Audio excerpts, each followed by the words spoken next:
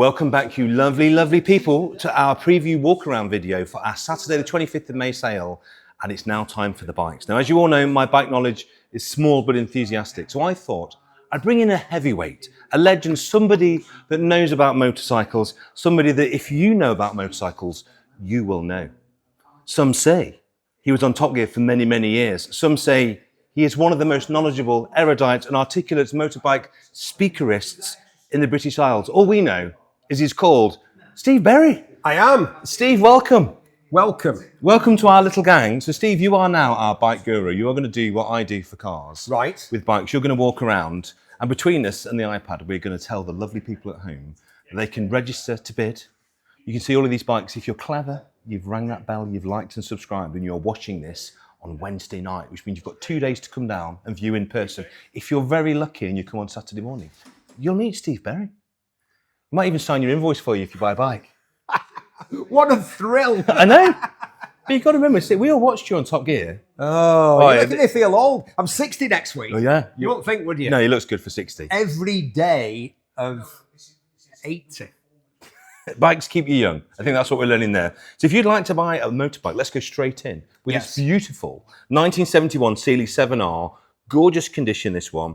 4-stroke 350cc, 6-speed gearbox. Have you ever ridden one of these, Steve? No, but I knew Colin Seeley. He was a sidecar racer, Colin, and they are a unique breed of men. I know quite a few of them. I've acted as monkey on a number of occasions, which is the, it's not a pejorative term, the passenger. They're proud to be monkeys, but they won't let me actually drive the thing. They'd let me hang on for good life. But Colin Seeley's frames, very distinctive, super lightweight construction. They eschew a kind of under loop traditionally, and they have this kind of crossbar here. What an elegant bike. What a good looking motorcycle. And I'll tell you what, if you wanted to go historic racing, it's something that's a bit unusual. It's not your Manx Norton. It's not a Triumph. Seeley, they usually went with an AJS or a matchless engine like this one. And a lot of racing bikes are horrible to ride.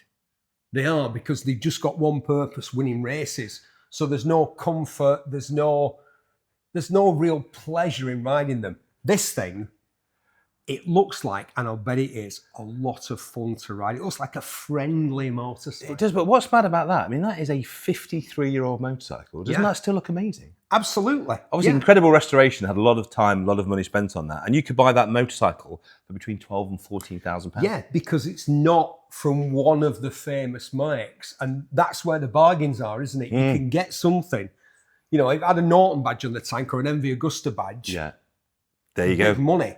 But you don't want the badges when you're riding it, do you? No, that's very true. And like I adapted that from that joke about that I wouldn't tell right now. You know the one about I know exactly the one. And all that sort of stuff. And where you're looking when you're stoking. Exactly. Exactly that. We're moving on to a name that is a rather large name. Oh, yeah. The 1980 Yamaha TZ350.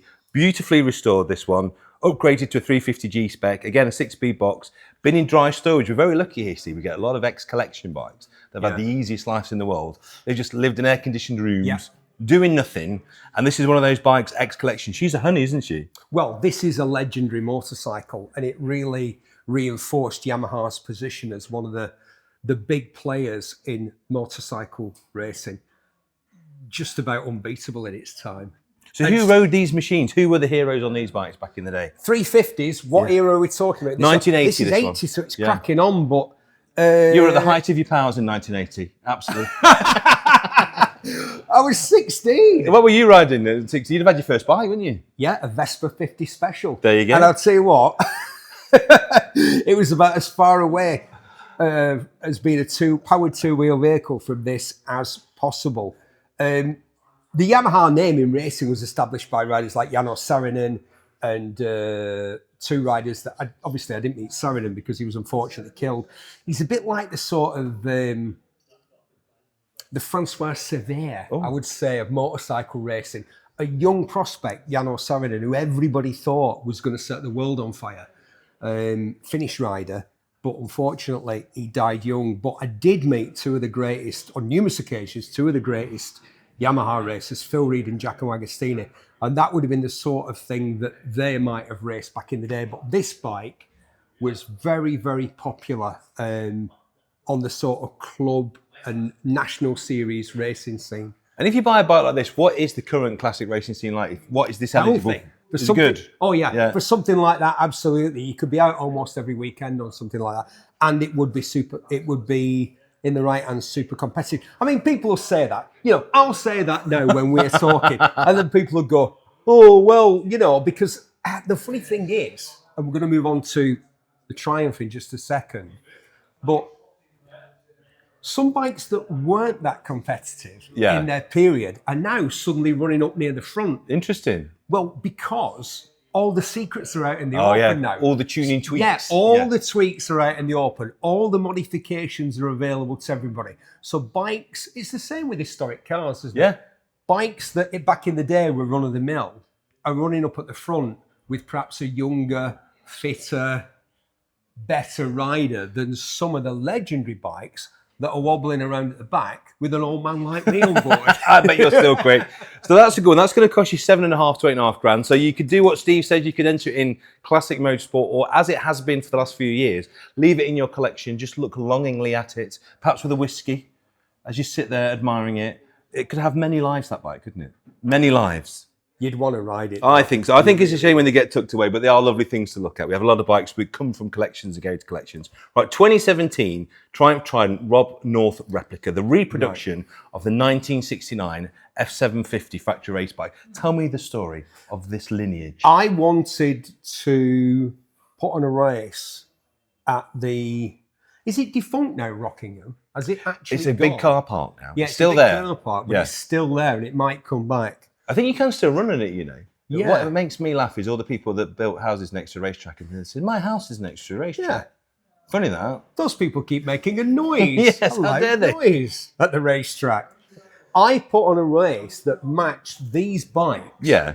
The last hurrah of Britain's mighty motorcycle racing dynasty. Yeah. Which at one point dominated, apart from occasional sort of, apart from the Italians and the Germans. And of course, America is like the Australia of motorcycle racing in that it has its own versions of everything and we don't really get involved in it.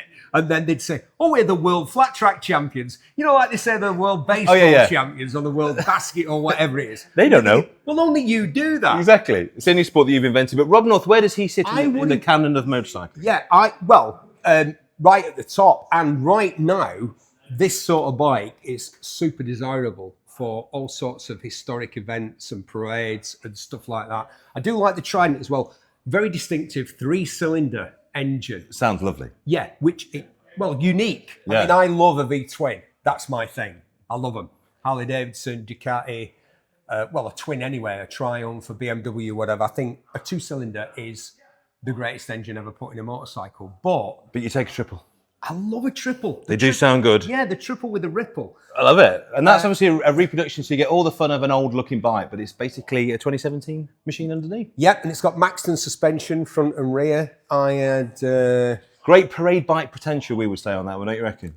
Great parade bike. I would say so. Yeah. So there you go. If you have got in your bank account between £12,000 and £14,000, that could be your bike. Now, moving on now, a little bit more dirty and off-road. 1985 Suzuki TS125. So 1985, think of what young Steve Berry was doing. Would you have loved to have gone into the bike shop and taken this away with you? No, because... That's honesty. No, but I'll tell you why. Go on. I'll tell you why, Paul. Because by then I could ride a bigger bike. Oh, okay. Yeah. So you didn't want a 125? No, this would have been the 17-year-old lad's dream. Oh, it would. I mean, if you had one of these and you were pulling one-handed wheelies outside the spa, you'd be fighting off the talent the spa. You'd be fighting off the talent with a whip and a chair if you could pull a one-handed wheelie. Or you would definitely, in the same way that in 1963, my dad sat outside the Palais de Dancing Berry on his Triumph Bonneville. Yeah. If you were 17 when this was new, you would have sat outside. The girls would come running, wouldn't they? The girls would come running. So let's talk about the specs. A beautiful paintwork on this one as well. No damage to the wheels or the chassis. Lovely, quiet running motor. Tyres are like brand new, look, Steve. Lovely low mileage on this one, 9,500. And just a great resto. What amazes me about our consignment team, Steve, you've seen these bikes. That's a tidy bike, isn't it? That needs nothing but a rider. No, but it's a rider, like you said. I mean, it's very tidy. Do you know what it looks like? It looks like they look like back in the day. Yeah. Because a lot of motorcycles are are like, they're done like a Fabergé egg. Yeah. And you just think, Too clean, never ride it. they never look like that. No. It's true, isn't it? They get over-restored. This is what a TS125, it is a TS125, isn't it? Yeah. Yeah. Doubting myself there, I don't know why. Yeah, a TS125 looked like back in the day. I had the 400 version of this. The big lads one. Yeah, and you might notice, even though I'm obviously of slightly above average height, when I stand next to Paul, I look like a dwarf. You're the right size for this bike. Well, I've only got 30 inside leg. And on the 400cc version of this, were you struggling to get your leg over? Is that what you're saying? As a young man, Paul, I struggled to get my leg over. Okay, But you heard it here first. I'm much better at it now. Brilliant. Yeah. Now that would cost you the princely sum, we reckon, somewhere between £3,000 and £3,500. What a great way to spend your money. Yeah. Plus, by the way, lads, who buy men of my age. And lasses. We get a few lady bikers. Oh, lasses as well. Oh, yeah. Well, here's the point that I'm going And to those make. of indeterminate gender, we don't judge. No, of course we don't. But I was going to say it's a size thing. And the problem for a lot of lads who hanker after bikes of this era is that they get the 50 that we had when we were 16. And you get on it and you look like a circus bear. Imagine what I look like on almost all bikes, though. I look ridiculous. Yeah. Whereas this, it's kind of quite a big bike, isn't it? I'm going to say it. It's a man-sized motorcycle. Oh. So you could actually ride around on that without feeling too daft. We can't say things like that. We'll get cancelled if we say things like that. Okay. No, we can't say things like that. We say what we like. Right, let's move on. This is beautiful. Yeah. I'd buy this just for the tank paint, to be honest. Yeah. 1977 Honda CB750F Super Sport, the original 70 sports bike. The original superbike, the one that they say saw off the British bike industry. Not true. But tell me the story. Come on, Grandad, tell me the story. Well, Honda came along in 1968, I think, with a four-cylinder, four-carburetor, 5-speed, disc braked motorcycle with electrics that worked and lights that worked. It'll never catch on, will it? Never catch on. It caught on, mate. It caught on big time. If you were still being offered. Well, this is the story that I've heard told so many times. If you'd been offered a twin-cylinder 650 or 750 from BSA, Norton or Triumph, and they say, oh, when the Honda came out with a four-cylinder motorcycle, with electronic ignition and disc brakes and all sorts of modern stuff on it, people stopped buying those Triumphs and Nortons and BSAs. They didn't. You think it just created a new customer? Yeah, I do. It created a new customer. I'm the one who says no. Everyone else tells that story over and over again, and that's the story that you hear. Honda killed the British motorcycle industry. There were all sorts of reasons why the British motorcycle industry went away. It is back now, of course, with BSA and Triumph and Norton building fantastic bikes. I never thought I'd see it. I'm very glad that I did. But this, in a way, it's what they call the UJM, the Universal Japanese Motorcycle. It's a beautiful looking bike, isn't it? This particular example as well, got the crash bars fitted as well. It's got that lovely HRC livery, which I just think looks so iconic on there. Very usable bike. Oh yeah, top end rebuild on this one as well, 33,000 miles, currently showing 37, so only 4,000 miles. So it's a full top end rebuild. It's not perfect if you want to make it really mint, but you know, I'm sure you're of the same mind to me. It's really presentable and tidy, isn't it? I just leave it and ride it. I would leave it like this and I would just ride the whatsits off it. Exactly. Cherish the imperfections because they are very, very small. And like Steve says, what you've got is a usable bike. You've got to own one of these at some point. If you are a true motorcycle enthusiast, there are certain bikes you have to own. You have to own a British Parallel Twin. You have to own an Italian two-stroke. You have to own a BMW shaft drive horizontally opposed twin. And you have to have one of these, a UJM, a Universal Japanese Motorcycle. And this is the definitive one. And get this, it's still got a Kickstarter. So you get to look cool when you've been to Sainsbury's and you come out with your stuff. And it will start because it's Japanese. You just flip that out. And while you're kickstarting it, you press the start there just in case and it fires up. And everyone thinks you're the Fonz. That's amazing. Do you want to know the best thing about this bike? Cheap. Cheap, £2,000 to £2,500. Wow. Wow, have that in the garage for high days and holidays. I knew I shouldn't come I know, it's tempting, isn't it? Because I knew I'd think, oh, how much is that one? Oh, look at that one there. But you'll do exactly what I do when I basically all of my wages I just spend here. That's what I do. Look at this bike. Now this one in 1989 Suzuki GS1000G, and the G stands for gangster. Wow. Beautiful, restored. Now, someone, unlike the Honda, which is lovely, don't get me wrong. Yeah. This is basically spare no expense on this one. They have gone full tilt on this. So imported in 1999, absolutely gorgeous From the paint. States? I would imagine probably from Japan. From Japan? Yeah. Wow. No, they didn't have these. Did they not? Well, you'd know more than me, you see. Well, Let's see if I can find out. They didn't have them. So who knows? But it's been imported in 1999. Full motor overhaul, full tank and chassis restoration, good tyres. The motor is sweet. Look at it. Starts with ease and it's got some paperwork and some history. Now, even me with my scant bike knowledge, that is an eyeful, isn't it? It was, for a time, the fastest motorcycle in the world. Was it really? The GS1000G. Yeah. What I'm great looking thing. writing a book right now about 100 years of modern motorcycling, 1923 to 2023. I believe 1923 was the first year of the modern motorcycle, first year of BMW, first year of Motor Guzzi, first year of bikes as we know them. And for a time, I know that this was the fastest bike in the world. And there's some statistic that to get the same performance, it'd do a 13-second quarter mile, a GS1000G. Wow. To get the same performance in a car, you had to spend something like 9 times Oh, as I can much believe or it. something like that. But so it sold well, good-looking bike, well-made, and I'll tell you what. Some fabulous paintwork on that tank, isn't it? Look at this. Look at the... Here's the thing we're going to come round to, because I've just clocked it and can't quite believe it. The price that this thing's expected, I can't believe how cheap Would you like to buy this bike? Well, I've seen the price. And I'm Well, thinking, estimated at 4 to 4.5, and I'd imagine the restoration the cost. restoration way in excess of that. There you go. Look at the workmanship. And beautiful. that engine, which is beautiful, by the way, when they say bulletproof, that's the engine they're talking about. In drag racing, that engine would be persuaded to produce way, way, way more power and still held together. Fantastic looking bike, and as Steve says, restoration really beyond compare. Needs nothing. Just either tuck that away. But again, all these bikes, don't tuck them away. Ride them. Enjoy them. Have fun with them. That's what they're for, isn't it, at the end of the day? All these bikes, just ride the hell out of them. You're not going to sit there in the retirement home going, do you remember when I had that GS1000G and I didn't ride it? At that price, why not? Yeah. If it was a lot more than that, you think, I can't really... 4,000 to 5,000 for that. I know. It's ridiculous. That's why I like bikes so much. They also don't take up any space. And also you can sneak in past the missus and she hasn't realised you got it as well. You just tuck it in the corner of the garage, put a sheet over it. They'll never know. 1976 Honda GL1000 Goldwing. So this is the start of the big Honda touring kind of period, isn't it? Yeah, but interestingly, it's when Honda didn't think the Goldwing was a touring bike. Tell me more. Right, so the Goldwing was originally envisaged as what we would think of the Triumph Rocket 3 and the Ducati Diavolo are now. Yeah. A muscle bike. And it is bloody huge, isn't it? Yeah.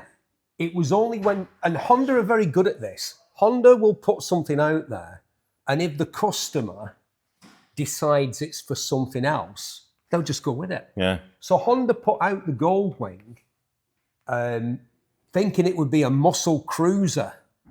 But people started doing big distances on them, and people started offering racks and saddlebags and stuff, all that. It took Honda quite a while, but in the end, they sort of relented and said, okay, it's a big cruiser, and it became the Goldwing that we know. And what's it like to ride? Because there's a big old flat four in there, isn't there? So I've never ridden one of these. I haven't ridden that many motorbikes, if I'm honest. But what's that? That's a big engine. Yeah. It sits very low. I mean, is it like a car when you've got that much reciprocating mass, that low down, you get a nice balance? Well, we're getting all technical. Oh, yeah, mate. Yeah, because again, and I think we've said this before, this was kind of a bike for a new customer. Yeah. A lot of people come into Goldwing. It's funny. No chain to come off? Yeah, such a big bike, and yet a lot of people that I've met in the Goldwing world have only ever had Goldwings. Really? Yeah, they've taken the test on a Tiddler, and then they've gone straight to a Goldwing. Because it's a monster. It's a huge thing, isn't it? They've only just folded the American Goldwing Owners Club, and that was a big, permanent, professional organisation. A lot of Goldwings were, I don't know if production was in the States, I think it was still in Japan at this point, but they did move Goldwing production to America because it was so popular here. You didn't see too many of these back in the day here in the UK, and that engine has been extracted from many of these bikes to do servicing, trikes and choppers. Really? Yeah, because the shaft drive to the back makes it Makes it easy to take a takeoff, I guess, of it. Yeah, for a trike or something like that. So to see one like this, and I think this is the best colour. I do. This is very nice, this one. So this is only 17,000 miles, very original condition. It's got the working electric start, which makes life very easy. Nice 5-speed gearbox. So like you say, proper cruiser that. 4.5 to 5 grand again, Steve. Wow. These bikes are just bargainous, aren't they? Yeah. So, I mean, you know, we talk about a classic bike, and I'll often be the lone voice saying, no, there are old bikes. Lots of bikes are just old. But I don't know anybody who would argue that that isn't a classic motorcycle. It is. It's an iconic. It started a whole genre of motorcycling, if you will. And I would dare say, even to non-bikers know what a Goldwing is. They know what a Goldwing is. Yeah. So that's kind of transcended, hasn't it, into other worlds. 1978 Kawasaki Z650 SR. Now this is great. Just been serviced, just been MOT'd, ready to rock. And this isn't going to be a huge amount of money, this bike, Steve. It really isn't. So 12 months MOT with great tyres, had a top-end strip and carb clean. Motor runs like a sewing machine. Imported in 94, this one. Yeah, 6 previous keepers. I'm sensing huge amounts of fun for not huge amounts of money, aren't you? Side markers and a Marshall exhaust. That's been brought in from the States. Yeah, I will be...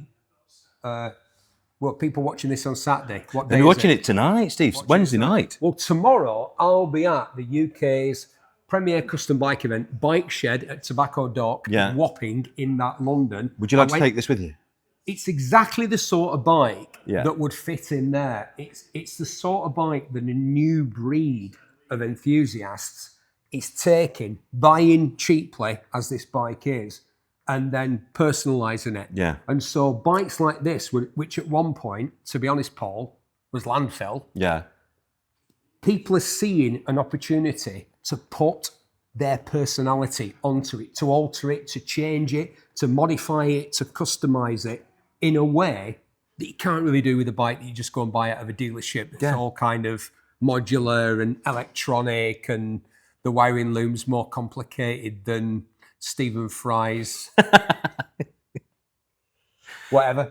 But this is good. I thought about it. But this is an interesting bike, because all those things that you say, also, I think, very eminently stylish. I think 70s bikes have such a great aesthetic. Yeah. Look at it. But 1,500 quid to 3 grand. So like you say, not only a great looking bike, not only customisable, but... That'll get bought at this sale, and I'll see it next year at Bike Shed, and it'll have a paint job and a different seat and maybe different bars, perhaps different wheels. But again, this is one where, look at that, twin discs on the front. And they were so ahead of their time, weren't they? Yeah. And 43,000 miles on that one, as I say, could be as little as 1,500 quid plus the 15%. Somebody could be riding away on a bargain next Monday. And as you say, think of it as a blank canvas upon which to paint a lot of motorcycle guys my age had one of those as their first big bike. And that's why that'll find a. But I think it'll go for more. I think you could be right, Steve. Yeah, I do. 1977 Suzuki GS750, 750 plain bearing crank super sport bike. This one, 39,000 miles. Again, a top end stripping rebuild. I tell you what, I'm loving, Steve. A lot of these vendors really taking the care to make sure the bikes are proper before they put them in. Yep. Another US import. We seem to be getting a lot of lovely US imports here. They love those Cowland bars. They do. They're much more comfy to ride. They are. Yeah. Especially if you're a big lad like me. Original owner's book, V5C on this one as well. What can you tell me about the GS750? Where does that sit in the pantheon of bike greatness from Japan? Well, what I just said about the Kawasaki applies to this. A lot of guys of a certain age, and I think I've already mentioned that term, the Big 6-0 next week. I can't believe you. This would have been their first big bike, and that's why this one's been here. It's been looked after, it's been cleaned up, it's been presented. This is a bike that's made it through the rain, as I think somebody once said. I bet it's big miles as well. It's done 70,000. Yeah, so in terms of mileage, that's 39,000 miles. So yeah, that's kilometres, I imagine. So it's got an MPH Speedo as well with it. So if you want to change it from kilometre Speedo to the MPH Speedo, there is an MPH Speedo. Right. So that's all good. So that's a nice bike to ride, I guess. It's probably quite a nice, easy thumper. Yeah. When this bike was around, the Japanese motorcycle industry just completely dominated. I mean, it does seem quite odd to me sometimes. I was in conversation with the chap who was the second guy to be hired by the new Triumph concern, and he said, how long have we known each other, Steve? We worked out it was about 30 years. He said, yeah, when we met, the Japanese motorcycle industry had 94% of the big bike business. Can you believe that? Care. And it was with bikes like this, because they were just far superior to anything that was being built anywhere else in terms of performance, reliability, build quality, comfort. I mean, people used to think about comfort back in the day. Look at that saddle. You could see, the thing is, with this, if you sat on this like this outside the sixth form college, I said that carefully. I was going to say the school. I changed it to sixth form college. If you were like that and you were trying to invite somebody to get on the back, a young lady perhaps, it seems perfectly possible, doesn't it? The problem with bikes that came just after this, they swapped that saddle for a rear saddle the size of a playing card. So trying to persuade, do you want to lift on this? The answer is usually no. No. Dating tips from TV Steve Berry. You tuned in for bikes and you're getting all this extra information. The point I'm making is, if you bought this and it was a difficult purchase because the other person in the equation was trying to claim that you should be spending it on something more sensible, you could realistically say, get on the back, love. By the time you got to the end of the road, you've recaptured your youth. She's forgotten. You're off and going. Dobby's Garden Centre's a distant memory. You're heading for the hills. Although you could, if you want to keep everybody happy, ride it to Dobby's Garden Centre. Then everybody wins. You can't take much back with you. No. So you like a project, don't you? Like a rebuild. And talking of the era just before the Japanese came and took all of our fun away, here it is, 1967 Norton N15CS. Obviously in need of a bit of love, this one I think it's fair to say. So 4-speed manual, this one. 2 boxes apart. So yes, there are bits missing. The observant amongst you will have noticed that. But we have those bits in a box. So it needs completing, unfortunately, due to ill health. It's got boxes of original parts, including the fuel tank, the badges. It's got loads of paperwork with it as well, all the invoices, just lots of bits and pieces. And what's nice about this, it's not going to be a huge amount of money. So 1,500 quid to £2,000 will buy you the kit, if you like. I can't be doing this job with you. Welcome to my world. I've got to here, and I've already spent more money than I've earned this year. Welcome. It's like being an alcoholic and working in odd bins. That's what's working here is like. It's not good. But so, Paul, this is coming from the States, obviously. Well, again, I'll vow to your superior knowledge. So, all I'm saying is this: look at even though it's kind of disassembled, look at the condition of the frame, the mudguards, the fork legs, stuff like that. This has not been in Lancashire. It's not seen the salt, has it? Cumbria, or the rain, or North Wales, or anywhere like that. It's not been rattling around the streets of Glasgow or Liverpool or Hartlepool. It's had an easy life, hasn't it? This has been somewhere where the horrible rot hasn't got to it. Look at that. See, if I do that, I get a bit of grime, but underneath, it really is in great condition. So that's an easy build for someone, isn't it? Someone's going to have a very easy resto there and probably make a few quid if they've got a few. And is the rest of it this candy red? Because that candy red is a fantastic colour. The honest answer is I don't know, but come and have a look. We've got all the bits. If you'd like to see, you're very welcome. If you can bid from afar, we'll happily send you photos of all that stuff. If you can come in and have a look, you're very welcome to go through the boxes of bits before you bid. But at 1,500 quid to £2,000, crikey, it's worth it for the parts alone, isn't it? It really is. Yeah. Sold new by Berliner Motors of New Jersey. New Jersey, so it is an American import. It would have been like that movie, The Lords of Flatbush. Have you ever seen that? They're all in it. Stallone. Yeah. Winkler. You could just recreate that in your hometown. Some of the other... But New Jersey, that's the East Coast, though. I'm surprised, because like you say, it is in remarkable condition. Yeah. But that's come from the East Coast. I think a fiddler had it. You reckon? Yeah, and I don't mean that in a bad way. I was going to say. I think somebody fiddles with motorbikes. Thank goodness. And then they go in this garage. That's the thing about motorbikes. They can go into a shed for light recommissioning. And 20 years later? They come out and they come to a sale like this. And you think, wow, that's an amazing condition. It is. Yeah, because somebody decided to do a light recommissioning. I've got a 1957 Beetle a bit like that. Over here, now we're getting into my era. This is the aesthetic of bikes that I love. So this 1992 Honda NTV 600. You were probably reviewing bikes at this point, were you, by now? Oh, yeah. The Reverend, as it was known. Yeah. So tell me about this then. So this is a lovely bike. This one has done 12,000 miles. Wow, that's nothing for one of these. I know. 6 months of MOT left, supplied by a lovely local dealer that we know. And for me, visually, could not be better. Really? This style. No wonder you got me in to do this.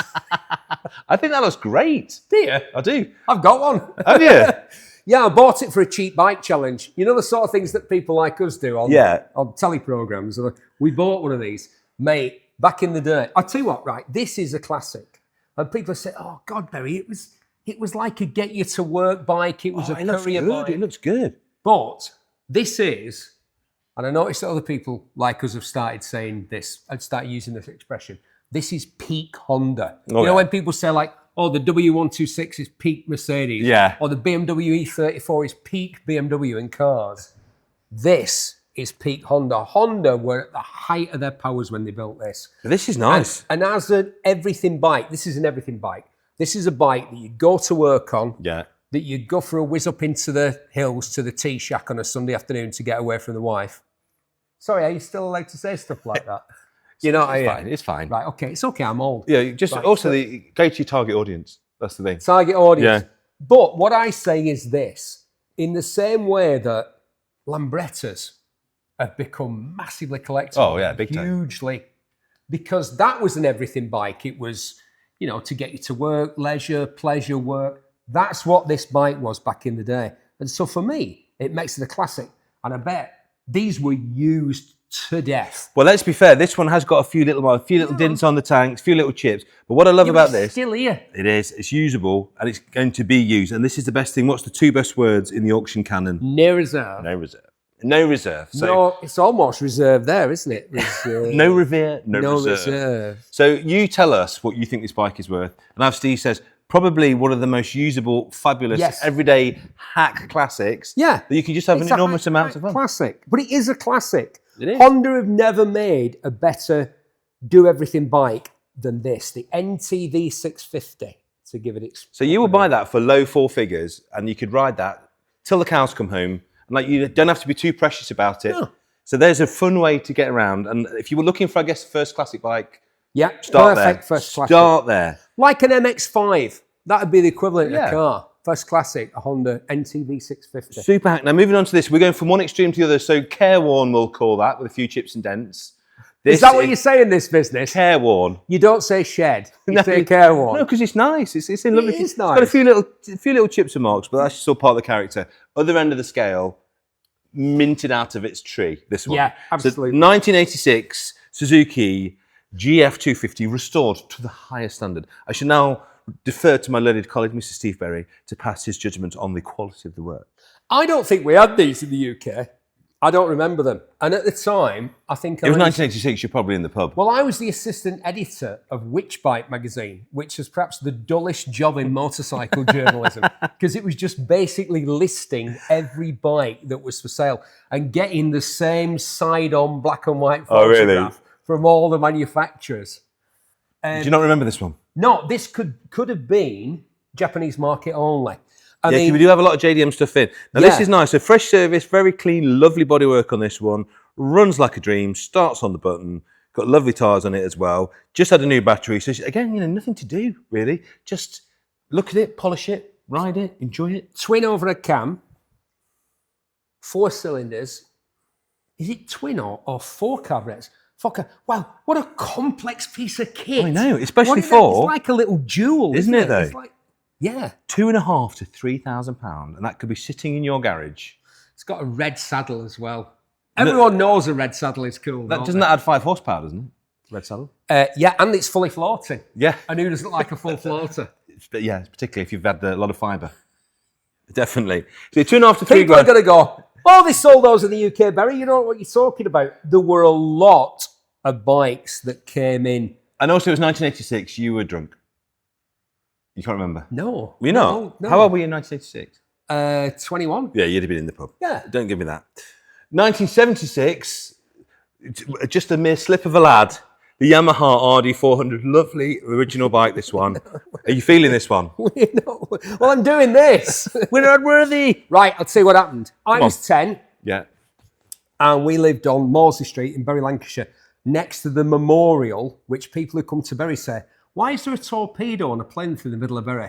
Well, because the self-propelling torpedo was invented by a fella from Bury. Did not know that. Yeah, and it turned the tide in many wars. And we lived there, and my dad would buy and sell cheap motorbikes to supplement his income, like a lot of fellas used to do back in the day. Oh, yeah. They call it a side hustle now, don't they? Right? And they were usually modest single or twin-cylinder British bikes, and then one day I heard the distinctive snap, crackle and pop of a high-capacity two-stroke motorcycle, went to my bedroom window and looked out and saw one of these. And there was a fella sat on it, and at first it didn't compute because it was my dad. No but way. I didn't think. I thought, look at that bike. Who's this? And then I realised, that's Dad sat on it. And I ran downstairs and I got on the back and I said, what about a crash helmet? And my dad said, put your hood up. Now, you're too young to remember the snorkel parker. Oh, no, I had one. A snorkel parker. I had one. So I pulled the hood up and I tied it under there and we set off. And that was it for me. I thought... And that was it? That was it. Bitten. I thought, this is my life. These things were phenomenal and still are. We went down the A56 towards Manchester and we came back. We were gone for about 20 minutes. And I said, Dad, did we do 100 miles an hour? And he went, and the rest, like this. And then he went, don't tell your mother. And that sort of thing. So if you would like... Could I not have been bitten by the... Well, yeah. We could buy it again. You could have another one. So this one is at 76. It's done just 13,000 miles. Lovely original bike. Imported to the UK in 2024, this one as well. This is fresh import, yeah. This is very nice, this one. So I would say, cast aluminium wheels, that must have been quite early days of mag wheels, as we called them back in the day. Yeah. I mean, that was quite the innovation, wasn't it? I'm trying to think who was first with cast... Was it Honda? Yeah, but, well, the Japanese industry closely... I mean, that's what created these great bikes, really. Yeah. The rivalry between Honda, the big guys, and Suzuki, Yamaha, and Kawasaki were their sort of, bloody Honda, look at them, they think they're so great. Well, look what we'll make. We'll make this. And it was phenomenal. This bike was the same thing to lads who were sort of 18 in the early 70s. Yeah.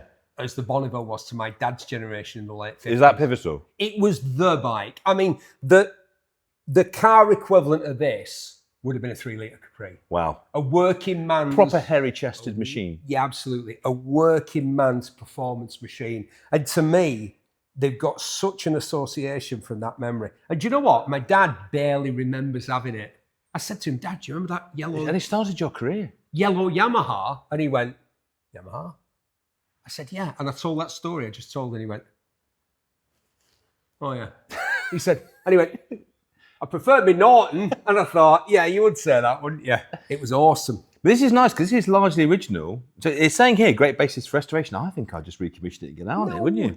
It looks lovely. With it. It's ready to ride now. 13,000 on the odometer, and you would pay between £4,500 and £5,000 for that beautiful bike. And I think you would be very, very happy. Maybe not as happy as the young Steve Berry. I don't think that's possible. But I think very close second. Ding. But if you do buy it and you start riding it... Can you go on the back? Do you want to relive that moment with your parker on? I wonder if they make snorkel parkers in my size.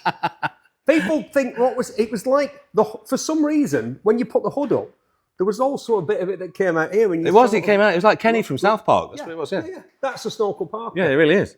So there you go, kids. Google that if you're not sure what the old people are talking about. Now look at this. Triumph T100 Daytona. Yes. Previously restored, 1968 here. Imported in 2016. Loads of great import bikes. I love import stuff because it's always much nicer condition, isn't it? Good tyres, needs a recommission. So this has been sat, so you will need to spend a weekend or two going through, changing the fluids, tickling the service, checking the brakes, tanks in a lovely order. The motor does run, but it does need a service. Purchased and restored by our previous owner and seldom used, sadly, due to ill health. So it was last MOT'd in 2016, Steve, this one. So, but there's nothing like a nice level bike like this. Get yourself the service kit for it.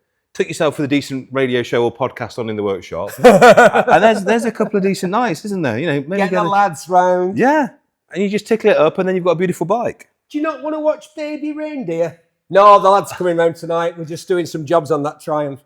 Do you not want it? No, the lads are coming round. But that's male bonding, isn't it? Par excellence. Get the lads over. Look at this. It's such a cool bike. But do you want to know what makes this really cool? And this is where you lose. This is where all of your extortionate day rate that we've agreed for you to come here comes straight back. Do you know how much this is going to be? No. 750. Oh no! It's 1,500 quid. You are kidding. Yeah, because it's not a Bonneville, it's a Daytona. It's still twin carbs. Yeah. It's still twin carbs. So you're talking on this at least sort of 110, 115 mile an hour top speed. It's quite funny, guys, because Steve and I were talking upstairs and we were like saying, what about bikes, Steve? Let's sell you a bike while you're here. He goes, no, I haven't got time for that. I don't need them. I get my press bikes to ride. Yeah. Now here he is running around here, like we knew he would, going, oh, I might have a bit of that. Sold. That's a buying face. Look. You're a rubbish poker player, you are. You're a rubbish poker player. You're having that. Look at that tank. It's so iconic with the Triumph badges on there. That's gorgeous, isn't it? What a gorgeous machine. So there you go, 750 to 1,500 quid, plus your 15% on top. Why are bikes so cheap? Because they're just the bargains of the year. I think Totally. Even, I'm not allowed to ride a bike. Management has said absolutely, but expressly not. I'll just have it in the house. Yes. Just have it lying around as a thing of beauty. Crikey. I mean, there's ornaments and sculptures and vases that cost less than that. And this looks loads better than all of them. Yeah. So there you go. That's beautiful. Now moving on from the small to the large. And here's a bike for you, Paul. I know, for size comparison, Mr. Steve Berry will now mount the Goldwing. Now this is the equivalent of strapping yourself onto a Corvette, isn't it, basically? It's huge. Do you know what? I was riding one of these once. I was on my way to the Classic Bike Show at Stafford. And Jonathan Ross was talking to Rob Law on the radio, the actor. And I had the radio on, because these things have got a stereo. Well, come on here, look, it's mission control. It's like Darth Vader's bathroom, as they said on It's huge. What speed, please, Mr. Scott? Is he down there? So this has done 83,000 miles, which goes to show what a user... What? 83? Yeah, which I guess is running in mileage for a Goldwing, isn't Nothing, it? it's a Honda, mate. It's like a, So this has been used and enjoyed and exactly what it should be. I think it benefits from a dress-up kit, Paul. I think there's some details here that have been added to make it even more beautiful. It is so glassy. Look at this. Awesome. So shaft drive, original owner's handbook, audio package, air suspension, reverse gear, because this is a big old bike. Wow. Try and get backwards as well, isn't it? Oh yeah, I don't know if that reverse gear was on them for long. Is this an Aspen kid? No, it's not. It might be. Well, let me tell you a little bit more. Let me have a look. It was purchased new in March 1999, full UK bike, one owner on the V5. Super, super impressive with cruise control, as I say, audio pack, panniers and top box. Built-in backrest on this as well. The vendor informs us he's had the oil and filter changed every 3,500 miles and he's always kept it in the garage. So I would say that's a very price-rangy way to get into a super touring bike. Right, and it's beige. Yeah. But I bet it doesn't say that. I bet in the handbook it says... Gold. Offered in champagne. I'd say it's champagne. This is racing gold. This is luxury with a capital G. I love this spoiler. I was going to say, does that actually do it? How cool is that? Yeah, it's for downforce. When you're at Magellan, there's yeah. that long straight, you've got to... I love that state, because obviously you'll have a person there disrupting all of the air. So, here's the thing. I was sat on the front. Look at this when you... I tell you what, you get on the front, I'll get on the back. Hold my iPad. You get on the front, I'll get on the back. It's going to go very Brickback Mountain now. Imagine that me and Paul were a lovely gay couple. Right, there's your iPad. Who says we're not?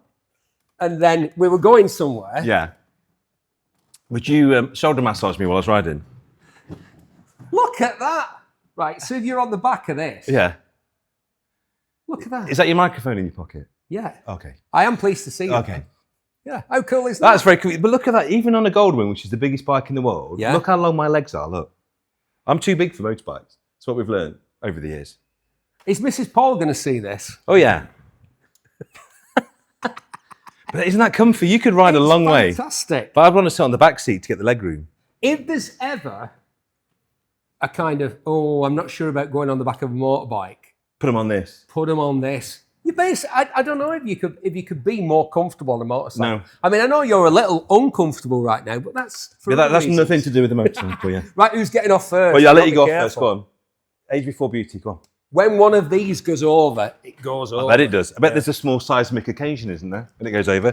2.5 to 3.5 grand. So basically, it's the size of a small village. You can take all your mates with you, can't you? It's got a snorty, sporty exhaust. Look at this round the back. Look at this. It's got 6 pipes. 6 tailpipes. And that is, do you know what that signifies, Paul? Freedom. The freedom of the open road. Yeah. Which is what you get on So there you go. Come and buy that. Be the envy of all your friends, and then tell us if the active downforce spoiler is actually providing the road holding that we hope it will. I love it. Twin Ariels. Twin Ariels. I know. Isn't that magnificent? That's just, I love it. It's Liberace on wheels, isn't it? Do you know what it is? Go on. It's a two-wheeled Winnebago, isn't it? It is. It's huge. That's what it is. It has its own postcode, that bike, doesn't it? I should hate it. I like that Ducati over there. Yeah. That's what, well, I like bikes, but, and this is almost the anti-bike, but do you know what? When you ride one and you have one for a bit, they're great. Yeah, but also it's a broad church biking, isn't it? It's like cars. Yeah. Well, and what we try to do when we're consigning stuff is that, race bikes, tourers, sports bikes, muscle bikes, a little bit of everything, a little bit of cheap and cheerful. We're coming to something very special, the star of the show, which you're going to have a... Are we? Oh, mate, you're going to love that in a minute. Right. A 1957 Ariel Square 4, beautiful, restored. My dad had one of these. So this is what I love about having you here. You've got a story for all these bikes. My dad had one, and my dad only the other day said, my Square 4000, Edward Turner, also did the Daimler Dart, or the SP250. What a fine styling that was. As our transatlantic... Quentin Wilson's favourite car of all time. It fell out of the ugly tree and broke all the branches off on the way down, but that fabulous Hemi V8, that was Edward Turner's signature. He did the Bonneville, he did the Speed Twin, and he did this engine, the Square 4, the Ariel Square 4. And as I said, my dad had one, and he said he came off on ice going over a bridge. Ooh. And the other day he said to me, it's still in the lodge at your grandfather's place. You should go and drag it out for one of your programmes. I said, Dad, when did that Ariel 1000 go in the lodge? Hold on a minute. 1953. Oh, really? It might need a bit of work. I thought, yeah. That might be a longer term restoration. Do you know what this was? Go on.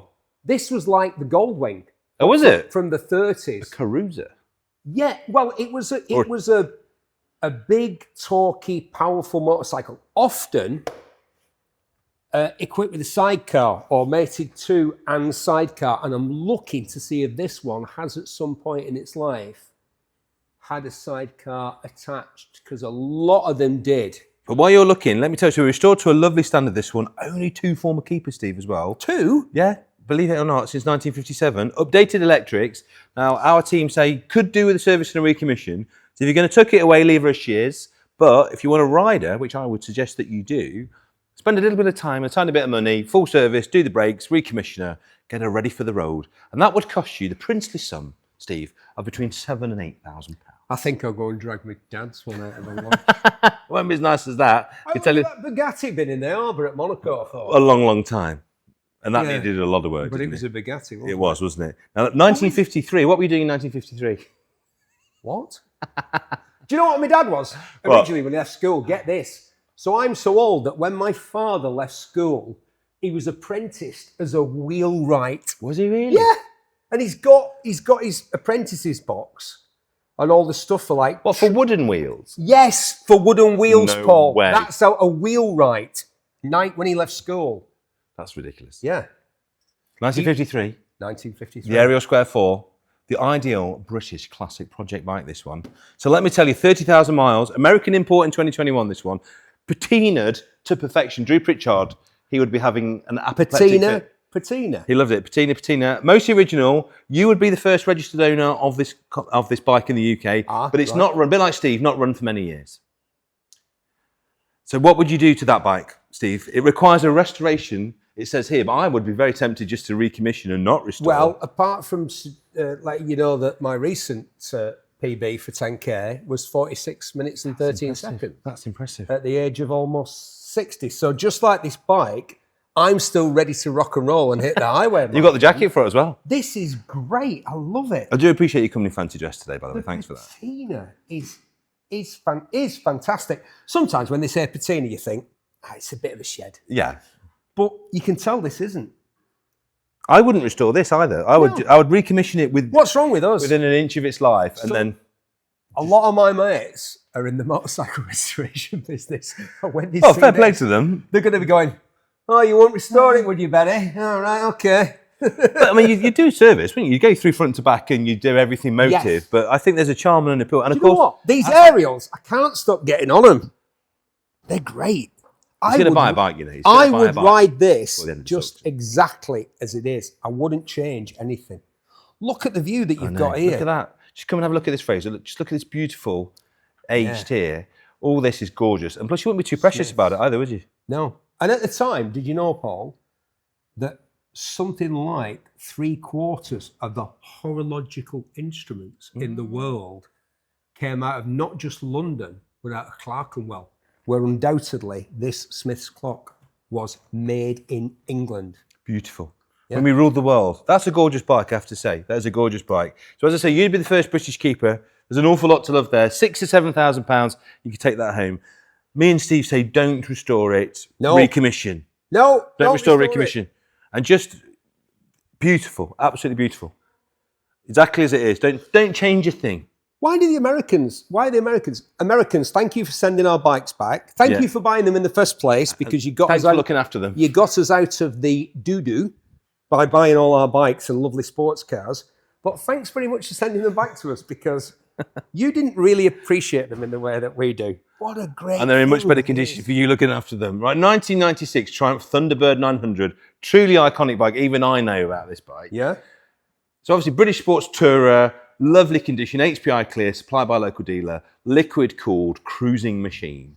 Have you ridden? You must have ridden one of these and reviewed. I remember suggesting that people buy one of these back in the days when I don't know if I've mentioned this, Paul, but were you on Top Gear? I used to be on a TV show quite a few years ago called Top Gear, and they didn't have a motorcycle expert until I came along. They used to let Chris Goffey or Frank Page do it. I remember in the previous item about motorbikes, the man who was doing it was wearing derry boots. Do you remember derry boots? I do. I thought, derry boots? My gran's got derry boots. But tell me, when you reviewed this bike the first time around, yeah, what were your thoughts? Can you remember? Right. I was kinder than I should have been. Okay. If I'm honest. Because I very much wanted Triumph to succeed. And I am absolutely chuffed to mint balls at what's happened with Triumph. And it's because of John Blower. John Blower, who acquired Triumph because he bought the land that the factory had been on. He's a property guy. He builds housing estates. But what he and his team of people, and a great team of people, have achieved, I never would have thought possible. And this is right from the start of that. And there's absolutely nothing wrong with it. It's great. It would have been the alternative to something like a Harley Sportster at the time. Great colour as well. It would have been better than that. Yeah, look at this. It's beautiful. This one's survived in really good condition. Is it? Yeah, 1996, this one. So you're talking almost a 30-year-old bike. Wow. And it's done 22,000 miles, this one. I can't remember this. I'm not old enough. Surely I'm not 60. But isn't this in mad condition? It's in... Right, Paul, here's the strange thing. Look, 23,000 miles it's got it. This guy must... Sorry, it might have been a lady. I don't know. We just don't know. This person. Sorry. Yes. This owner. I can't help myself, and I'll be dead soon, so it's okay. Right. Yeah. Well, here we go. Yeah, this person really looked after this bike. They did. And you want to know the best bit? You know this thing you said, I'm not buying a bike in this sale? Go on. Are you ready?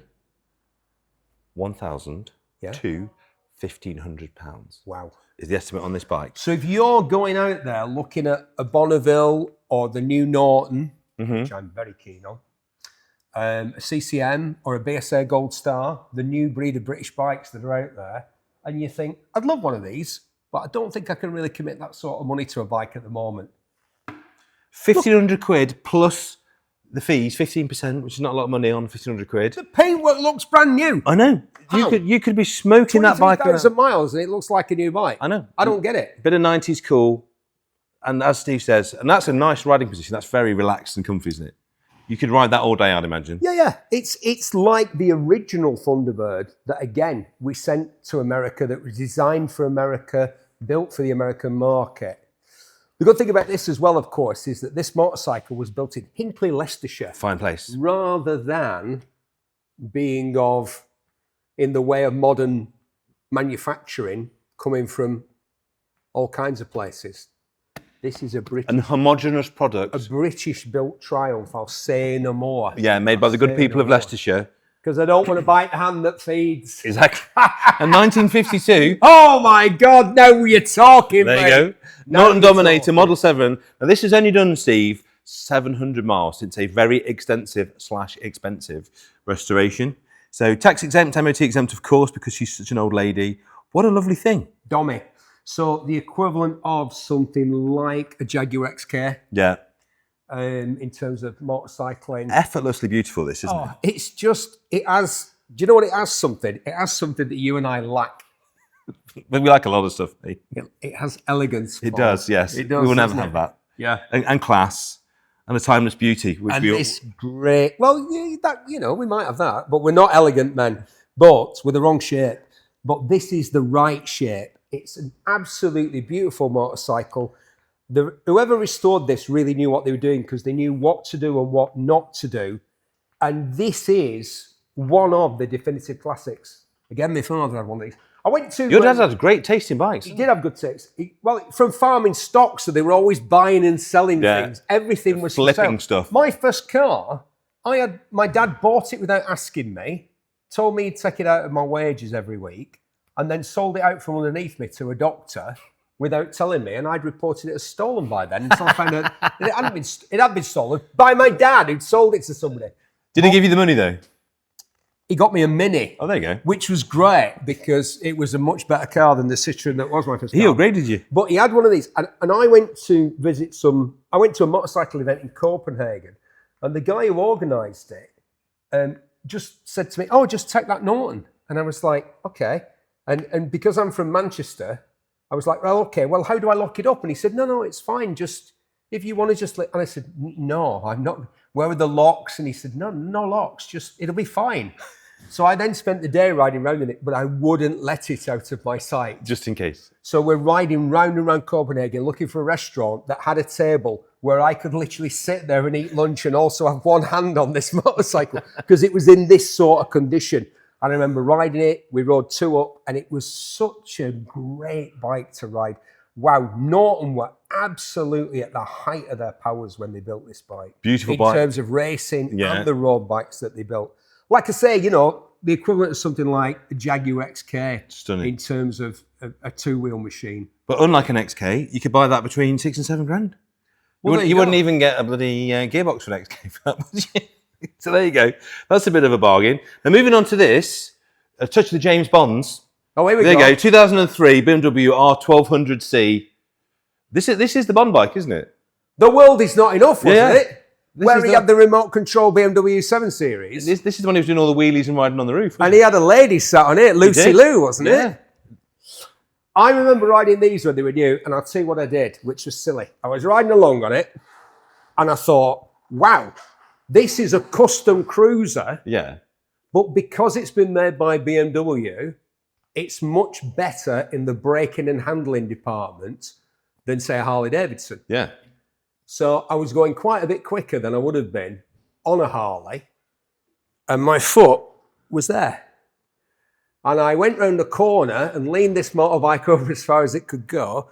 My foot got caught between there and there. Ooh, did it get a bit hot? I wanted to go to Munich and have a very strong word with the people who made this motorbike. But then I realised it was my fault. Were you riding it like a hoodlum? No, I was riding it like a machine that has the cylinders tucked in nice and tight instead of having them stuck out here. So I would, in conclusion, I would say... Ride it like a flat twin. Well, this is a bike that... It's very German. It's a very German motorcycle. It's like... Yeah. We want to look good, but also we want to stop and go a long way with reliability. And it's Are they German? Yes, Okay. they're German. They are more like Christopher Waltz and Arnold Schwarzenegger. So It's Austrian. So it's like a Harley from this period, but if everything worked. Well, and it does work because it's Yeah. on 46,000 miles. So obviously, someone's been loving it. 20 miles since the last MOT as well. Last MOT flew through, Steve. Not a single advisory. Nice, clean, not been to a concourse. You could probably have a lovely couple of Sundays cleaning her up, making her nice. Good tyres. Motor starts on the button, and the chrome is very, very nice. It is. Yeah, because it's a BMW. Look at the quality. Even though it's not been that looked after. This, I can see that this bike just needs cleaning. You're not going to start cleaning it and find out, oh God, it's all knackered. The paint's great, the chrome's great. it's a BMW, and you can ride it. It's not. I mean, this bike's what, 20 years old now, a bit more. Yeah, it is. Is that Just 21 over years old? 20 years old. Look at that. You got Brembo brakes, twin Brembos up front. There's not a lot of power coming out of this compared to a modern bike, but you can use it. But you look good, and it's only going to set you back 2,800 to 3,200 quid. Of your English pounds? Of your English pounds. So there's Wow, a and lot of. what? Do you know what they were then when they were new? Go on. A lot more than that. That was an expensive motorcycle. Do you know what? Even though it's kind of ugly, it's so ugly. It's beautiful. I like it. Yeah, I do. But it's very of its time as well, isn't it? It's very kind of millennium design language that a lot of people were using for cars, bikes, artifacts. It's of its time, isn't it? It's a little snapshot of what it was. Do you mean it speaks of postmodern language? Oh, absolutely, Yeah, yeah, absolutely, yeah, With a yeah. hint of Bauhaus. Of course. Yeah. Yeah. 1994. So into some fast stuff now. So we've done cruisers, we've done Bond's bike. It's my era. Right. It's the 90s. Right, so 1994 Honda, Hold on. lightweight V4 pocket rocket, this one, isn't it? So this one's done 23,000 kilometres, 6-speed manual, came into the UK in 1998, single-sided swing arm for that lovely exposed wheel look, 2 keys, and again, not an expensive bike, but a very fast one, I would imagine, Steve, this. Yeah, I mean, friends of mine made a pile of dough by bringing these over. Did they? Because Honda didn't want to sell them outside of Japan.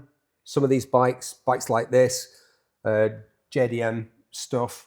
Obviously, cars came over as well. All sorts of stuff that we didn't have or they didn't want us to have. Again, can you imagine you're sitting on the back of this? Look where the peg is. The peg's there. And the seat's there. You'd have to have very bendy legs, wouldn't you? They're basically saying, look, it's a one-person machine. All right. So does it give them any... Do you think anyone actually ever sat on the back of this and stayed on? No, I don't think so. I mean, you can tell that's so stiff that's never been used, is it? Yeah. That's never been opened, that peg. But if you want to race replica, I mean, this is just Honda, Japanese engineering at its height. Look at that. Red line at 15,000 RPM. It's going to sound like a baby F1, isn't it, that? Look at it. Oh, and a nice carbon can on the end there. Paul, how old's this bike now? That bike is 30-year-old bike, that is. Oh, no. 30 years old. Are you feeling old now? Can't be. It's true. How did that time pass? It's true. It's 30 To me, years old. this is a modern motorcycle. And it is a modern motorcycle. What a great looking bike. The looks of this one have dated really well. It's like a mini Fireblade. It's almost timeless, isn't it, really? It's a mini blade. And I guess you've got these intakes here that go through into the airbox, I guess. That's very cool detail, isn't it? No. Well, it's Honda. Yeah, I love that. I think Honda engineering is it in the world. The Zenith. Yeah. The Zenith. Yeah. I mean, for me, and peak Honda was the 80s and 90s. There you go. It really was. And 3 to 4 grand, all of those lovely things you've just said, you can avail One yourself. careful owner. Well, I'd imagine it's probably had a really good thraping on several occasions. But that's what it was built for. Yeah. It's like when we get things like Civic Type Rs, and you know that they've been enjoyed to the red line, but they were built to do it. Yeah. So that's the thing, isn't Or it? Scoobies or whatever. Oh, yeah. And these are the two-wheeled equivalent. That's the two-wheeled equivalent of like a Subaru WRX. That's mega. I love that. Right, 2000, so this one's 24 years old. I'm going to make you feel super old now. This can't be 24 years old. Yes, it is. 24 years old. This is a 2000 Kawasaki Ninja, obviously. Beautiful condition, this one. It's been long-term dry storage. Let's talk about the paintwork. Pristina Aguilera, isn't it? Pristine, not a mark on it. No, lovely. Got some history with it, but not all. Loads of receipts and paperwork. From a lovely collection, this one. The lovely collector has consigned this with us. Motor runs well. Not going to be an expensive bike, but we should talk about the Ninja and its place within motorcycle history. It was quite a pivotal bike, wasn't it? Quite again, a bike that transcends outside of motorcycling, even people that don't know much about bikes. Well, yeah, the name Ninja. I mean, people think of the iconic GPZ 900R. They feel that he felt the need back then, Tom, didn't he? He did, didn't he? His hair. We had a replica of one of those. Did you? We did.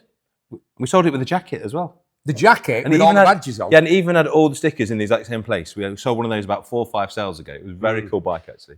Well, that was, for me, the GPZ 900R, the Top Gun bike, on which Tom felt the need for speed. And isn't it great that Tom's still feeling the need for speed? To me, he's the number one Because motorcycle I think he's enthusiast in older the than world. you. He's 61. Yeah, bit of Scientology. Why is his hair so luxuriant? Scientology. And why are his teeth so white? Scientology. And why has he got washboard? Oh, I've got washboard abs. Oh, no. Right, well, I have. Anyway, what a bike. I mean, right, so performance on this, mate, you're talking supercar. To buy a four-wheeler with this kind of performance, big bucks. Would you like to know how much this is? Is it going to be stupidly cheap? Well, I think it is. For what it is. For what it is, £4,000 to £5,000 for a bike that's basically as new. And you are going to go very fast, as you say. It has covered a mere 9,000 miles from a private collection. So as close to a new Ninja as you could get. You can see there's nothing to do. It's even got, look, mate, on this, even got its hairs. Still got its hairs on the tyres, look. I noticed you can't resist getting down and having a bit of a tweak. That's never lent over in its life, has it? Look at the paintwork. It's like, Paul, it's like a brand new bike. I know. £4,000 to £5,000 for a two-wheeled super bike. It was the fastest bike in the world. Well, there you go. When it was... and in the best colour ever put on a motorcycle, in my humble opinion. However... Go on. Don't get green leathers. Oh, no. You look like a Power Ranger. And you might get a Honda after this or a Yamaha or whatever. And Go then neutral. You've got the green leathers. Go neutral. I like that. Now, this is great. This, again, my kind of styling, this kind of whole angular 80s fully fared thing. Really? I'm into this. Wow. Big. I like body-kitted 80s cars, you see. So imagine this, like a Gembella Avalanche in a garage next to this. I think you'd be winning at life. Does it have a turbo? It has a turbo. It has a turbo. It has a turbo. And the other thing it has that you want on every bike, no reserve. So this, you set the price of this bike. 1980s. Tell me about turbo bikes. What are they like? Back in the day, they were fast. Well, the Japanese, led by Honda, became moderately obsessed with turbos. I think Kawasaki were first. However, when I rode a Z1R turbo, the guy showed me the handbook, and where the guarantee would normally be, Kawasaki had put a big sticker saying, there is no warranty given or implied. And the turbo was off a helicopter. Oh, was it? Yes. So the original turbo bikes were pretty dreadful. By the time that this one came out, which would have been about what he said going around the bike. 82. I'm getting a bit weirded out by this saddle. I love it. Look at it. It's got the angle. It's got the whole, everything's a hard edge. It's angular, It's like, so in the cars for this period, they call it origami styling, as in folded paper, because it was whole hard edges. And then imagine this is probably of the same school of design. Look at that dashboard, Fraser. Look at that. It's great, isn't it? There's the filler cap. Because that would look too old school, wouldn't it? Yeah, if you just had a filler cap there, that'd be like your dad's bike. Exactly. So they're just all covered over and fared in. Do you remember Automan, the TV series? It's giving me Automan vibes. Automan. So I'm trying to think what it'd be if it'd be a car. And I think it'd be something like a weird Renault turbo or something like, like a... I love it. I absolutely love it. In fact, it's no reserve. I might have to have a bid. I wouldn't be allowed to ride it by the management, but I do think that's something I'd like to own, just to look at and enjoy. So original plastics, 650cc turbo motor, long-term dry storage. Seems to have only been out and had a very, like you, Steve, very cherished life. Why is it in such fantastic condition? I would have thought something like this would have been used to death. But the motor will require a service before use. So I think it's just been stored in the collection and had a very easy life. I like this pad in here. I'm going to insist on this on every bike. Like a gooch pad. Isn't it? Yeah. You can rest the old chap on there, can't you?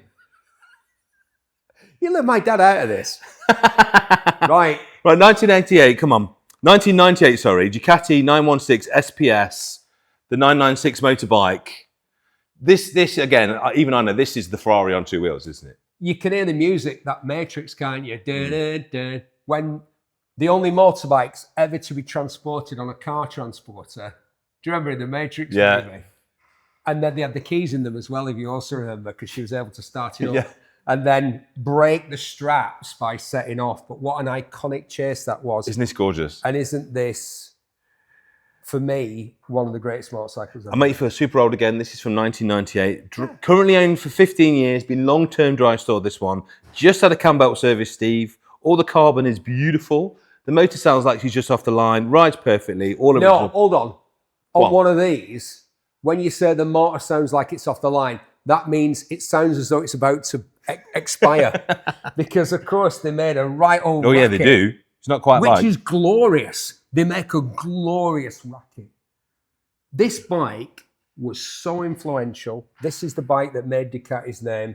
This is the bike that Carl Fogarty made famous, and I made famous. Of course. Because, well, on the telly, if they said, oh, Steve, we want to do something about, and we need a generic bike, it doesn't matter what it is, I'd just get on the phone to Hoss Helmet at Ducati back then and say, hey, Hoss, and he'd go, yeah, I want to borrow a 916 or a 748. There was, of course, a 748, but this, the 916 SPS, single seat, with this, of course, would have been where Foggy's race. This is the Foggy Carl Fogarty bike. And of course, that was when World Superbike was on the BBC. Yeah. And millions it was mainstream, of people, wasn't it? Millions of people watched it. Do you know, you've said this before. I know of at least 3 people who have these and they are non-motorcyclists.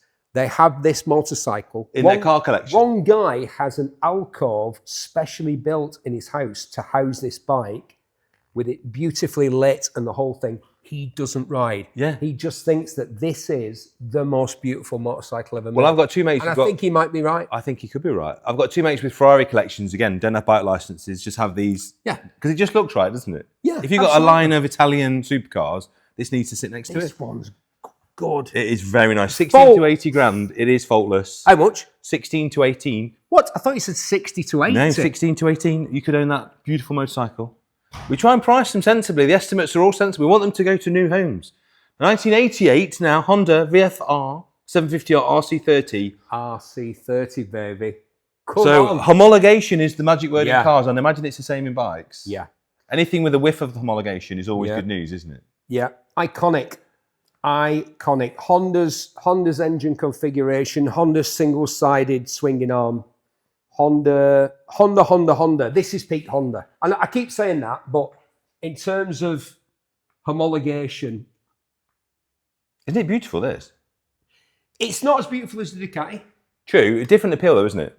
It's more functional Yeah. in a way. Would one argue it's slightly less fragile? Is that fair to say? Yeah, no, I don't think that's true. Oh, really? Okay. No. Controversial. Yeah. I think Ducati's won too many long distance races and too many championships to be considered fragile in the way that some might. But a Honda's a Honda. And as I said, I don't think Honda engineering has ever been surpassed by another manufacturer. And I don't care if you're talking about Mercedes in the car world or BMW in the bike world. Nothing's quite as well made as a Honda. Well, let me tell you about this particular one. Obviously, homologation bike, as we know, recently stripped and fully rebuilt. Brand new Dream Machine paint job as well. Wow. And they are the guys we know. They are the guys' Dream Machine. Yeah, powder-coated wheels, runs beautifully, starts easily, current V5C. Now, obviously, because of all those things, because it is so beautiful and really needs nothing other than a new owner on the V5C, you're going to spend a few quid, £24,000 to £26,000. But I think for what you're getting, it's still great value. Yeah, the RC45 that came after is, I suppose, technically a better motorcycle, but it didn't have as much impact as this.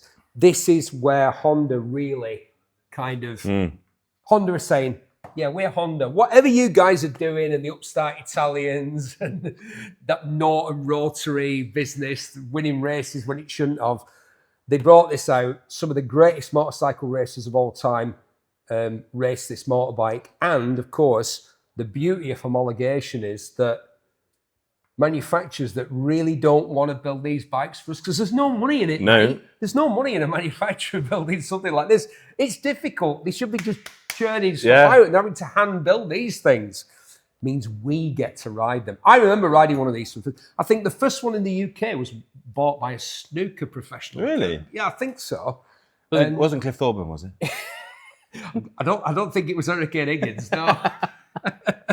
So would you say if you were building like the ultimate bike collection, would you have this in that collection? I know a guy based just outside London. I'm not going to say who it is. And he's got, for me, the best collection in the UK. Has he got one? Maybe the best. He's got a bevel drive Ducati. He's got an MV Augusta 750. Yeah. He's got an R90S. Post-war bikes. But the 3 jewels in the crown, one of them is this, the RC30. But talking to Jewels in the Crown, does he have this next bike? 2019 Yamaha YZF R1 GYTR unridden. Unridden? Unridden. Please, Exhibit A, please notice all of the print on the tyres for it to come off Yeah, the but line. you could have just put those tyres on it. This is... Can you vouch for the unriddenness We of this can motorcycle? unride. This is bike number 18 of the 20 that they produced. A certificate of authenticity. I can tell you a motorbike's been rid of And me. you can see... This one has. This has never had a bottom on it. Oh. Ever. Maybe to move it onto the stand, that's about it. This is literally... So, I mean, you know what these are. I mean, tell the story of these bikes, what they were there to do. The R1? Just a pure race bike. It even says here, if you look here, look, closed circuit use only. Even the factory says not to be ridden on the road. Yep. Just pure track bike. This is an FXX equivalent. This is like getting the bike that you can only take to the track and you can only ride on the track. And this one has never, ever been used. Wow. Can you believe that? Can you believe owning something that beautiful and never using it?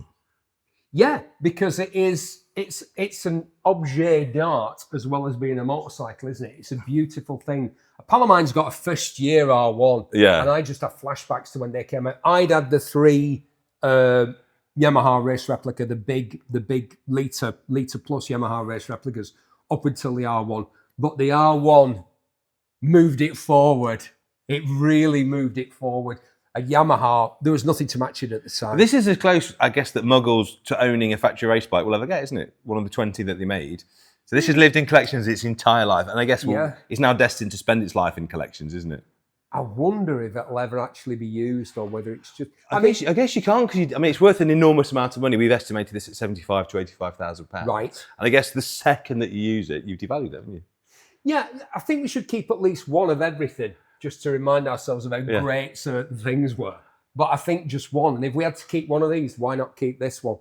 Again, this is something that when you think, well, what's the point in just hiding it away in the garage, and you think, no, put it in your living room. Yeah. Well, like you say, it's just art. String it up from the ceiling or something like that. I mean, it is stunning, isn't it? It is absolutely stunning.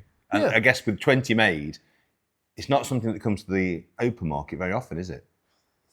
No, an R1. It's when I published my best-selling available in all good bookstores. book, Very On Bikes, Yeah. Everybody thought I was going to say the Ducati was the greatest bike in the world, but I didn't. I thought the R1, the Yamaha R1. I mean, the R1 was amazing.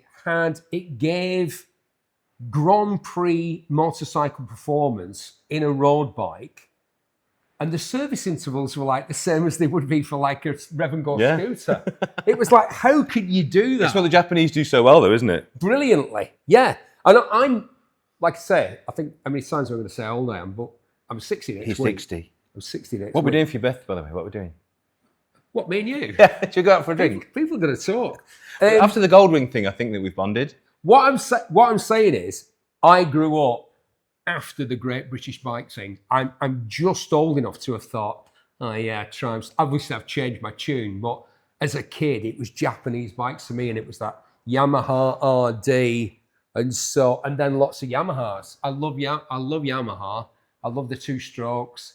I had the FZR1000. The first really big bike I rode was an FZR1000 X-Up Yamaha, and I turned up to photograph a Lambretta for a magazine, and the guy who owned it was having this bike delivered, and he turned up and he got the 1000 Yamaha, which this one is descended from. I mean, yes, it's massively evolved from that 4-cylinder litre Japanese bike from 1986, but the FZR1000 really was the one that established Yamaha as a player in this market. And the R1 now track only. I know, unbelievable. What a thing. So literally once in a lifetime chance to get that. Now, have you ever ridden one of these? 1969 Sandcast Honda CB750. I think you'll find that the bike's a star on BBC Two, written and presented by Steve Berry. Steve Berry, he's a great presenter, I've heard. This isn't ex-James May, is it? I don't know. He's got one of these. It's very high quality. it's Let me that tell you a little bit about this. So it has been restored to the kind of standards that would get James May all excited, because it's a Sandcast one anyway, which obviously makes it a bit more desirable, but somebody has blown their brains out. Absolutely. Putting this back together to, I would say, probably better than new condition. Oh, way better than you, yeah. Even though it's a Honda. And I keep going on about how good Honda's I mean, it is like you were talking about Fabergé eggs earlier. There you go, there's one. Look at that, you can see the Sandcast steer, can't you, and all that. It's quite distinctive, the sort of finish that it leaves on the cases. So a beautifully restored bike, electric start on this, which is mad for a 60s bike, isn't it? Really, really good. Well, yeah, that's one of the reasons that, it was it's funny because Edward Turner, who we've mentioned, the guy who did the Yeah. Ariel 1000 and all that, he was the guy who in the 30s said, let's give the working man a twin-cylinder motorbike in cool colours that does 90 miles an hour. And the old fuddy duddies went, ridiculous, the ordinary man in the street doesn't want it. But of course, as soon as they offered it, it was just a rip-roaring Everybody success. wanted it, yeah. He was the guy who said, when they wanted to do the Bonneville, oh, no, nobody wants to go 115 miles an hour. Nobody wants two-tone paint. Yes, they do. Yeah. And again, in 1968, Honda said, hey, ordinary working guy, how would you like a 4-cylinder motorcycle with 4 carburetors, an electric start, and all this chrome and beautiful paintwork, and just, would you like something really great? And people went, yes. Just please. Yes, we would. And this, let me tell you about this particular one. So fully documented, up to date with a full service history by Mark Specialist, 9 invoices, 12 previous MOTs we've got with this, all the factory owners' manuals and books, 2 keys, period road tests, original signed copy of the Restorer's Guide, and it's the original California number plate that it came with when it was imported. So all the things that make that feel very special are warm and fuzzy. And if you've got somewhere between 18 and 22 in your bank account, that could be yours. And Mr. James May, if you're watching, if you'd like another one, come and have 2. Come and have 2. Now this, just ending on this, again, I think this is absolutely stunning. I love this. The pocket a rocket. Yeah, 1990 KR-15, fully recommissioned this one, 7,000 miles on the Odo, major recommission in 2021. And just tell me about this bike, Steve. This is a glorious it's the thing. KR-1S for a start, Yeah. not the 15, but I suppose that's why I'm here. That's why you're here. Well, it's handy, isn't it? It is, good. Look at that little Kickstarter there, Paul. Do you like looking delicate? Dainty. Yeah. Yeah. At the time... that doesn't look like it's done a lot of kicking, does it? Then? No. At the time, bikes like this were super popular, and Britain was really in a sports bike madness. It's nice. I like it. Yeah. Performance Bikes magazine, in which they rated this as the best 250 you could buy, was selling the sort of numbers that you might expect like Woman's Weekly or the Radio Times to sell. It was selling like 150,000 copies a month. Yeah, and we were all going around like Power Rangers in one-piece leather suits. I remember turning up to go on the radio in a one-piece leather suit, and A.A. Gill, do you remember that? I do, yeah. The Sunday Times restaurant and TV critic. He said to me, have you come on a spaceship? And I said, no, I've come on a motorcycle like this. Yeah, the KR-1S, a legend. Do you know what? This will appeal to a very specific group of people, and there'll be a very specific age, because they'll be the age of guys who bought these on their way up from a 125 to a Blade or to an R1 or to a 916, and they will have had a 2 or 3 year period in their life where they had an RGV 250 or an Aprilia RS 250, or, as I say, the one that Mark Forsyth and John Robinson and all those guys who wrote for the phenomenally successful Performance Bike magazine frequently told us this was the daddy of 250s, the Kawasaki KR-1S. Not KRS-1. Yeah. He was a rapper. He was. Quite a good one. Yeah, this makes a much better noise than he did. And probably a bit cheaper to hang out with as well. This one's only Look 8.5. at that little exhaust I cover. know, it's cute, isn't it? It's awesome. So £8.5 to £9.5 £1,000, you could have the best 250 it's possible to buy. And that, look, it's got a brand new tyre on the back. Yeah. It's been recommissioned in 2021. And that could be yours. So hopefully you've seen something in there that you like. As I say, if you come bright and early on Saturday morning, you will see the man, the legend, Steve Berry. You'll be able to tell me all the things I've got wrong about these bikes. I have looked up what you said on the internet, and I think you'll find that was actually from a couple of years before. Well, we try to be as accurate as we can.